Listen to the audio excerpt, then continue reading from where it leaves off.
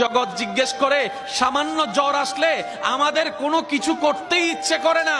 ও আইয়ুব আলাইহিস সালাম, আপনি সারা শরীরে এমন রোগ নিয়েও এত সুন্দর নরমাল আচরণ করছেন কিভাবে?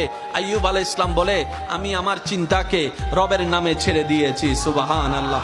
আমি আমার মনের যে কষ্ট পাওয়ার জায়গা সেটা রবের প্রেম দিয়ে সাজিয়ে নিয়েছি। আমি আইয়ুবের নিজস্ব বলতে কিছু নাই। যাদের নিজস্ব বলতে কিছু আছে তাদের হারানোর ভয় থাকে, যাদের নিজস্ব বলতে কিছু থাকে তাদের টেনশন লাগে। আমি আইয়ুবের নিজস্ব বলতে কিছু নাই। আমার ঘর আমার মওলার দেওয়া, আমার জমিন আমার মওলার দেওয়া। সুবহানাল্লাহ, সুবহানাল্লাহ।